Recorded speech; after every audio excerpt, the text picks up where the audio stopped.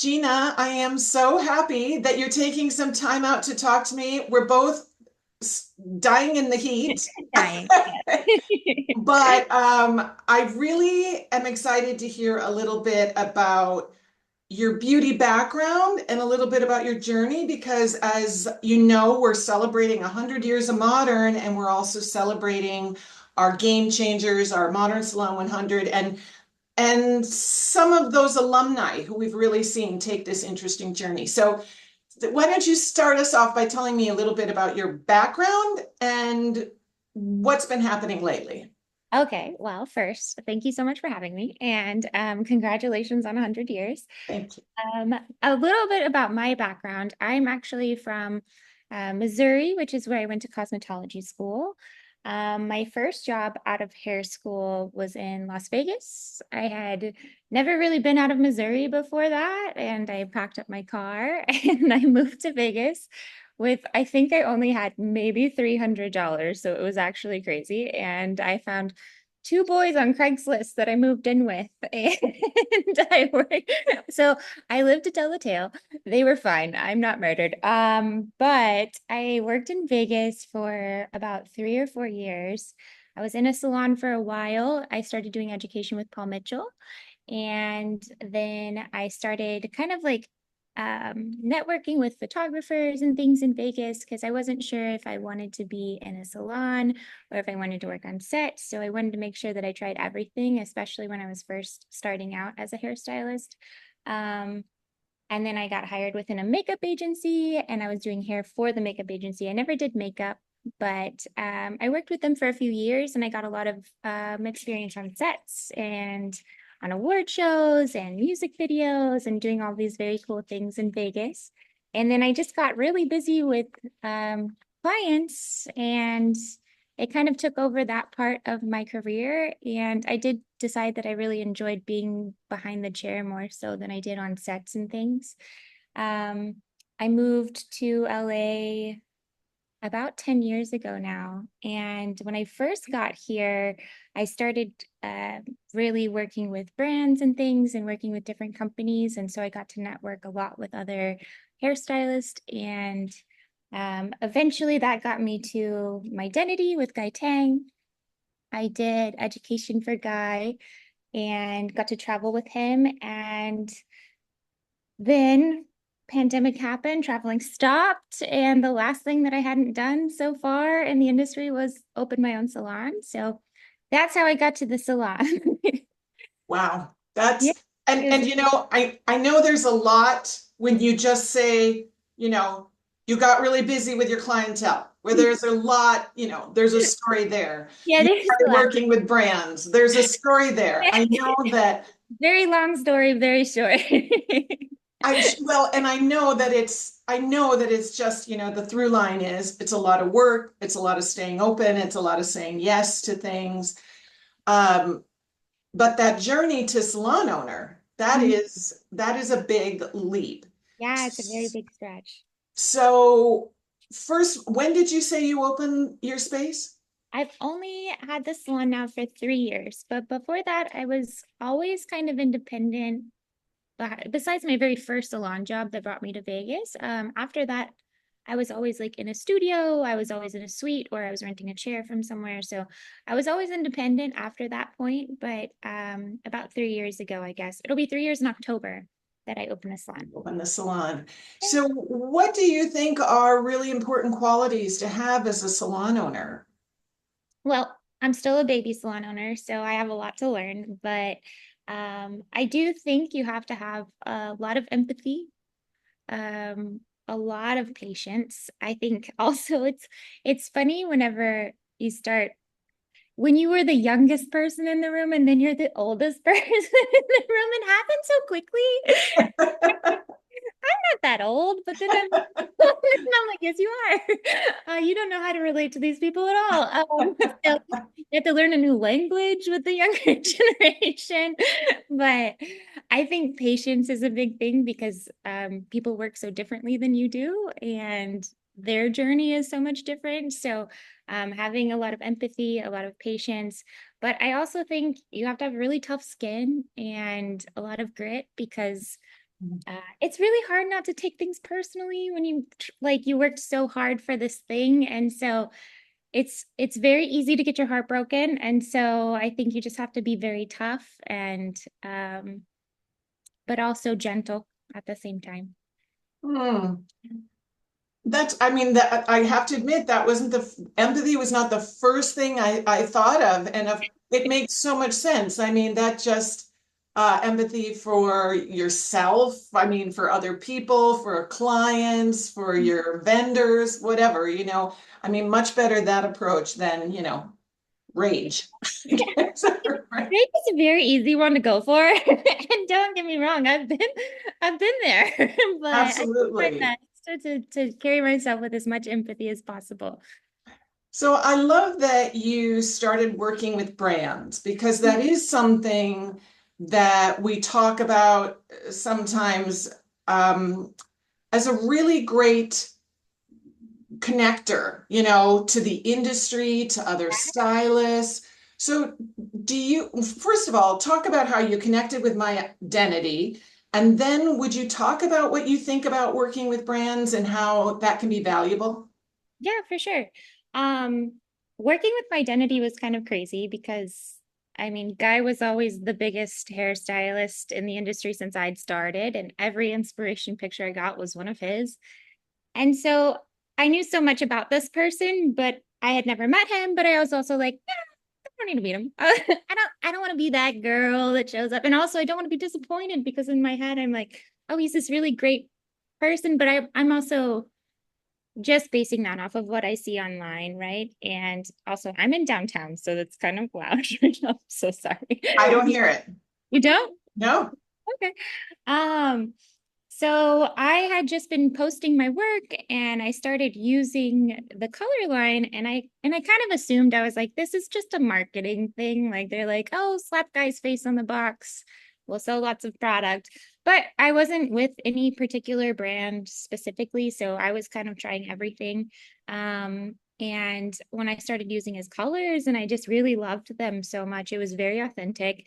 And I was always posting my formulas online for other hairstylists and things to see. So every time I would post something and they would repost it, I was like, oh, it's just like a corporate person reposting my stuff on their Instagram page, but it is Guy that runs the My Identity page too. And so one day he like slid into my DMs and I was like, wait a second. I was like, no, no, this isn't, you're not actually. And then he was like, can I stop by and drop you off some color to try? And I was like, I mean, yes. Are you sure you want to do that? So like I had my fangirl moment and then he brought me products and he was so kind and so sweet. And I just kept using the products and I kept posting the products. And then I did get very close with Guy and he asked me to be one of his educators. And yeah, I ended up being one of the international educators. So I got to, I think we were going to almost like two countries every month. And Wow. um, it was really wonderful. And it was a really great experience. Um, I don't think it's for everyone. It's a big commitment. But I will say, if you ever get the opportunity, I think it's one of the best things I've ever done in my career. Um, Financially, no, because it's not like you're gonna like, this isn't your like money maker, right? This is more like I'm gonna go and I get to meet all of these beautiful people all over the world. I know hairstylists everywhere, which is so crazy. And I learned so much, and I just feel really connected with the community. And I think that's the other thing when you're working with so many different people from so many different places and different backgrounds, you do experience empathy in a much deeper way because you realize that everybody comes from such a different place. Um, but yeah, I think it's one of the best things I ever did. So connecting with brands can connect you to other hairdressers, connect you to other professionals. Mhm. Um, so you were sharing your work and just tagging my identity and it was noticed. Yeah, it's crazy because I didn't even think that. it would be a possibility for me. I had done education with Paul Mitchell when I first started, but it was on such a smaller scale. Like it was just in like classrooms and things like that. Um, and I hadn't really done that in a very long time. And so whenever I started working with my identity, I really didn't think that it was even in like the realm of possibilities, honestly. Um, but I'm super grateful. It was a wonderful experience for sure. So I'm asking other people this right now just to kind of do a pulse check. What do you think are some of the challenges in the industry right now? And this, I don't want to put words in your mouth, but we have people talking about, I don't know how to price my services, or I'm burnt out, or I can't retain clients. What are you seeing? And then do you have some suggestions for how to deal with it? Yeah, so I think it like the industry has changed so much since I've been in the industry, and I've been doing hair now for close to maybe like 12 years, I think. And when I first started and I first started posting online and things, I think because it wasn't so saturated, it was much easier then to get noticed. It was much easier to build a clientele off of those platforms because not a lot of people were doing it yet. And so I think now, I think the hard part for stylists is if you don't have a clientele, it truly is the only way I think you can build one now. Like you kind of just have to play the game, and social media is very draining, and it's a whole other job, honestly. And so many people are very uncomfortable being in front of a camera. Um, Introverted hairstylists are like little unicorns to me because I'm like, what a strange industry to be introverted in, but it works. It's just you also have to be online, and that's such an uncomfortable thing for some people. And so I think burnout is very easy because you're not just working behind the chair, you're also doing this social media thing. And as soon as you stop posting, you stop getting new clients, or as soon as you slow down, even the clients that found you on social media, I don't think they're as loyal as they used to be because then they want to find somebody else on social media. Like they just kind of bounce around to these different hairstylists they see online. And yeah, I see my girls struggle with that a lot. I think um, the only thing I can say is that, like, you kind of just have to be consistent and until you get to the point where you have your clientele and it's steady and you don't have to worry about it so much, because I don't even post very much anymore, but I also have a full clientele and I've also done all of the things that I wanted to do. And so um, social media isn't as powerful for me as it was when I first started, but I know for my newer stylists that don't have any clients that it is honestly the biggest thing for them that they have to do. And so it's just getting comfortable being very uncomfortable. Yeah, so you build up the clientele, I mean, by using technology, but keeping that clientele is the old-fashioned I think so. being good customer service, Yeah. doing good work.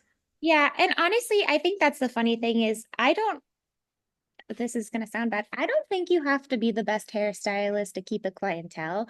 I think most clients are staying with you because they truly love you. And I think if you're really compassionate about the person, if you really care about the things that they're talking about, and you really engage with them on a deeper level, which I think is the best part of our industry. It's the best and worst part of our industry because everyone tells you all of the best things that are happening in their life, but you're also the first person to hear about all of the worst things that's happening, so it's a very heavy job to have. Um, but I think that just having those true connections with your clients, I don't think they'll ever leave you. Even if they don't like your hair that much, they're gonna probably stay with you because they love you. And I know that because my first hairstylist, I didn't always love my hair, but I loved her so much that I was like, oh, I would never ever leave her. And then when she left, I was like, no, how will I ever, and then I went to hair school. But it is, I think being a hairstylist is so much more than hair. I think hair is one of the like lower things on the list, honestly. I think people are more so, at least my clientele, I think they're coming for that genuine connection. So I think yes, the to keep your clientele in a very genuine, authentic way is just is just having empathy for everyone. That's the theme that has emerged here Yeah. from our interview. I'm so grateful for your time. I know how busy you are, but thank you. Thank you for talking to me today and stay cool. Yeah, you too. Thank you so much, Anne.